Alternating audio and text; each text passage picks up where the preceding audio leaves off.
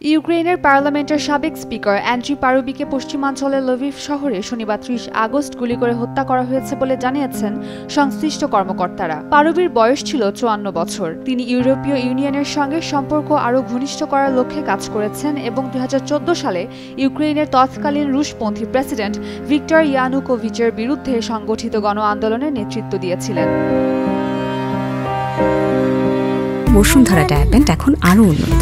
এই hot air through top sheet দ্রুত শোষণ করে সোনামণিকে দেয় কোমল অনুভূতি। ইউক্রেনের প্রেসিডেন্ট ভলোদিমির জেলেনস্কি এই হামলাকে একটি ভয়াবহ হত্যাকাণ্ড হিসেবে উল্লেখ করেছেন এবং নিহত সাবেক স্পিকারের পরিবারের প্রতি সমবেদনা জানিয়েছেন। সন্দেহভাজন হামলাকারীকে ধরতে ইউক্রেনীয় কর্তৃপক্ষ সাইরেন নামে একটি বিশেষ অভিযান শুরু করেছে। এক বিবৃতিতে প্রেসিডেন্ট জেলেনস্কি জানান, প্রয়োজনীয় সব বাহিনী ও কৌশল মোতায়েন করা হয়েছে।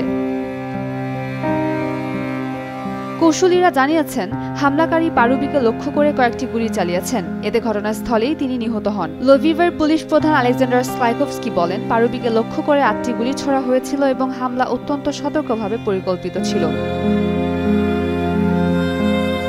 ইউক্রেনের সরকারি সম্প্রচার মাধ্যম সুসপিলনে অজ্ঞাত সূত্রের বরাত দিয়ে জানিয়েছে, বন্দুকধারী ডেলিভারম্যানের পোশাক পরেছিল এবং একটি ইলেকট্রিক বাইকে বসেছিল। এছাড়া ইউক্রেনীয় গণমাধ্যমে ঘটনাস্থলের ছবি প্রকাশিত হয়েছে, তবে সেগুলোর সত্যতা স্বাধীনভাবে যাচাই করা যায়নি।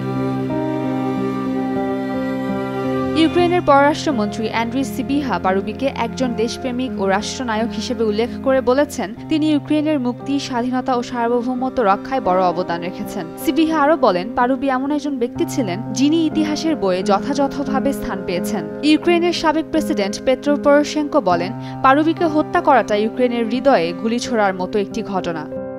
উম্মে রুম্মান ক্রান্তি, ডেইলি সান।